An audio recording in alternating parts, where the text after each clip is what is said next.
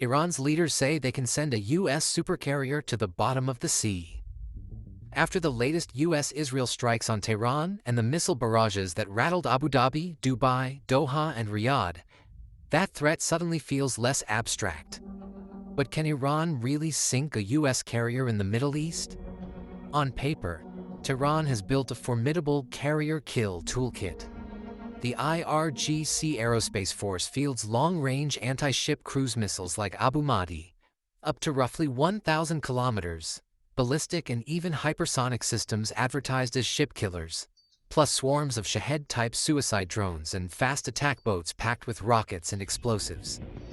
A massed strike from Iran's coast, combined with proxy launches from Yemen or Iraq, could throw hundreds of drones and missiles into the air, trying to saturate the defenses of a carrier strike group built around USS Abraham Lincoln or Gerald R. Ford. The last 48 hours have shown that Iran can hit real targets across the Gulf. Missile salvos have already killed at least one civilian in Abu Dhabi, forced the evacuation of Dubai's Burj Khalifa, and triggered air raid sirens from Bahrain to Qatar as debris and intercepts lit up the night sky. Those explosions underscore that American bases and logistics hubs in the UAE, Qatar, and Saudi Arabia are far more vulnerable than a moving carrier. Because that's the key problem for Iran: finding, fixing, and hitting a carrier at sea. A ship like Abraham Lincoln doesn't sit still. It steams at 25+ knots, changing course constantly, wrapped in a screen of Aegis destroyers and attack submarines.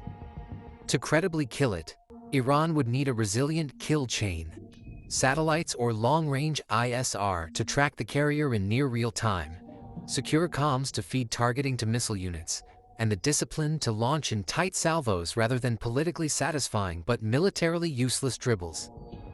Right now, most open-source assessments say Iran's weapons are getting close, but its sensors and targeting are not. The more likely near-term scenario isn't a carrier slipping beneath the waves. It's a dangerous near miss. A leaker missile or drone that scars a destroyer, damages a logistics ship, or lands close enough to a U.S. carrier to prove that, in the next round of this war, the unthinkable might no longer be impossible.